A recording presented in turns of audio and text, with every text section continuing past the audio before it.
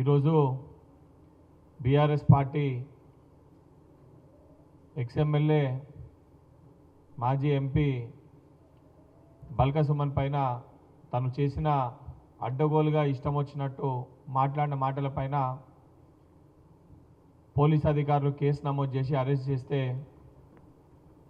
ఏదో ఉద్యమకారుని అరెస్ట్ చేసిండ్రు లేదా ప్రజల బాగు కోసము ప్రజల మేలు కోసము కొట్లాడితే అరెస్ట్ చేసినట్టు బీఆర్ఎస్ పార్టీ కవరింగ్ ఇచ్చి ఆ రకంగా బిల్డప్ కొడుతుంది.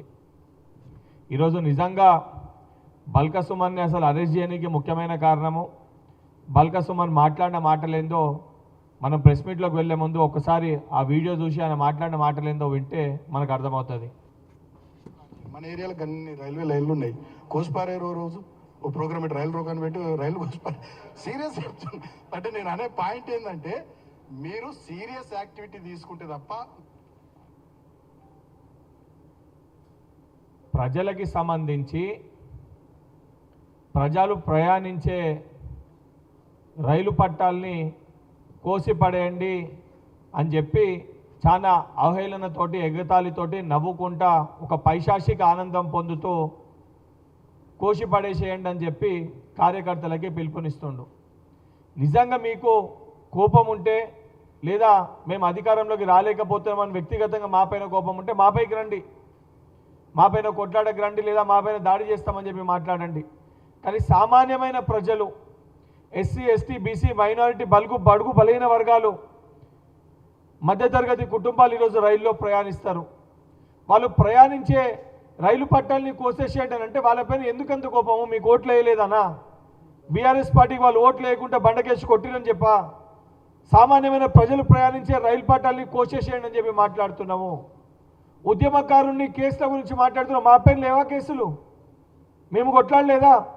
10 ఏళ్ళు రాక్షసత్వంతో బీఆర్ఎస్ పార్టీ పరిపాలిస్తే 10 ఏళ్ల పాటు దాదాపు 5-6 సార్లు జైలు పాలై అడ్డగోలుగా 90కి పైగా కేసులు మా పైన పెట్టుకున్నాము.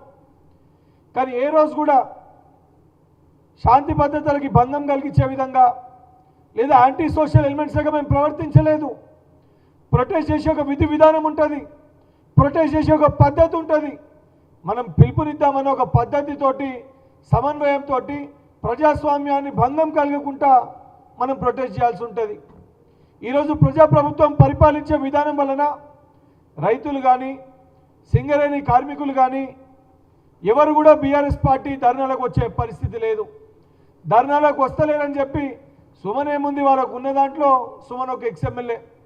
ఇదంతా కూడా ఫార్మ్ హౌస్లో కూర్చున్న K Chandrasekhar Rao alias Dubai Shekar తను అధికారంలోకి రావాలి, మళ్ళీ ముఖ్యమంత్రి కావాలని చెప్పి ఒకవైపు కొడుకు ఒకవైపు అల్లుడితోటి ఈరోజు కొన్ని శాఖలుగా తెలంగాణ రాష్ట్రాన్ని పంచారు.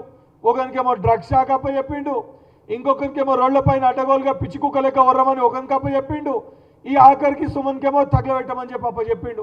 సిగ్గుందా అని చెప్పి నేను ప్రశ్నిస్తున్నా. కొంచెమైనా సిగ్గు ఉండాలి.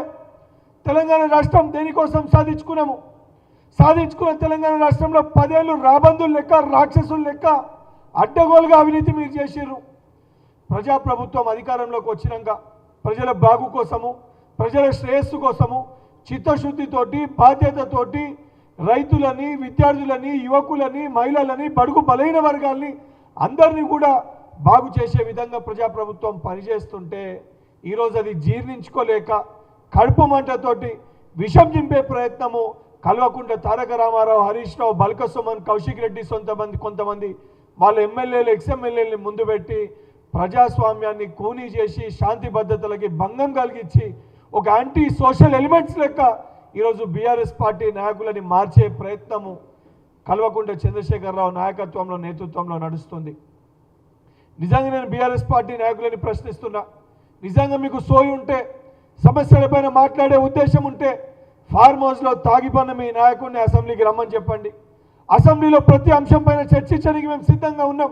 ఈరోజు సింగరేణి కార్మికుల గురించి నువ్వు మాట్లాడుతున్నావు. సింగరేణి పర్యాక ప్రాంతాలన్నింటిలో కూడా కాంగ్రెస్ పార్టీ ఎమ్మెల్యేని అక్కడ ప్రజలు గెలిపించారు.